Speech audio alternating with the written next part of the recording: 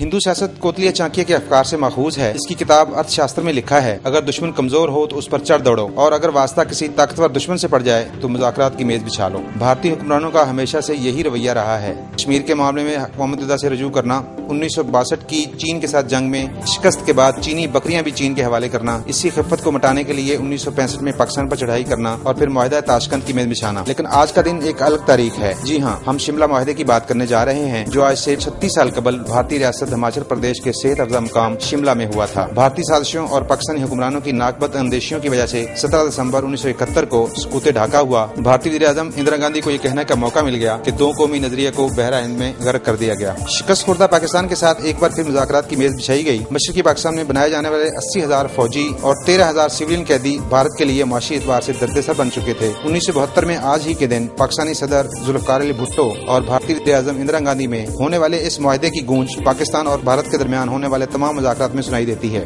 इस मुआहिदे से पाकिस्तान और भारत ने क्या खोया, क्या पाया? इस मुआहिदे के मुताबिक लाइन ऑफ कंट्रोल को मुस्तकिल सरहद के तौर पर मान लिया गया। दोनों में से कोई भी मुल्क अपने तौर पर कोई कार्रवाई नहीं करेगा। मसला कश्मीर समेत तमाम मामलात को पुरअमन तरीके से हल करने पर इत्तफाक हुआ। बाहमी ताल्लुकात को बेहतर बनाने की बात की गई। मुआहिदे के मुताबिक दोनों ममालिक अपने बाहमी तनाज़ात को गुफ्त-ओ-शनीद से हल करने पर मुत्तफिक हुए। 36 साल होने को आए हैं, लेकिन पाकिस्तान को हासिल कुछ नहीं हुआ, जबकि भारत धीरे धीरे से वो सब कुछ हासिल करता चला जा रहा है जो उसकी कौमी ख्वाहिशात के ऐन मुताबिक है। हम मसला कश्मीर समेत तमाम मामलात को दो तरफा मुज़ाकरात के जरिए हल करने के पाबंद हो चुके हैं और अक़वाम-ए-मुत्तहिदा की करारदादें सानवी हैसियत इख्तियार करती चली जा रही हैं। दोनों ममालिक में तजारत, सकाफत और वफूद के तबादले जैसे अमूर पर काफी पेशरफ्त हो चुकी, लेकिन बुनियादी मसला जो दोनों ममालिक में वजह निज़ा बना हुआ है वो मसला कश्मीर है और उस पर बात निशिस्तन, गुफ्तन और बर्खास्तन से आगे बढ़ती दिखाई नहीं देती। बल्कि अब तो नौबत यहाँ तक जा पहुंची है कि भारत मुतालबा करता है कि मसला कश्मीर को एक तरफ रखते हुए दीगर मामलात में पेशरफ्त की जाए। यहाँ भारतीय सकाफती यलगार के हवाले से भी कुछ बात होनी चाहिए। शिमला मुआहिदे के मुताबिक दोनों ममालिक एक दूसरे के खिलाफ मनफी प्रोपेगेंडा नहीं करेंगे। पाकिस्तान की तरफ से इस मुआहिदे की शिक पर सख्ती से अमल होता रहा, लेकिन भारतीय चालबाजियां पाकिस्तान के एक मुमताज सहाफी ने यूं बेनकाब की थी कि बॉलीवुड के फिल्म डायरेक्टर्स को भारतीय फौज के हेडक्वार्टर्स में ब्रीफिंग दी जाती है और फंड्स तक भी फ्राहम किए जाते हैं। इसका सबूत वो भारतीय फिल्में हैं जिनमें नजरिया पाकिस्तान, पाकिस्तानी फौज और इस्लामी अकीदे को निशाना बनाया जाता है और गालियां तक बकी जाती हैं। और तो और सदर पाकिस्तान जनरल परवेज मुशर्रफ भी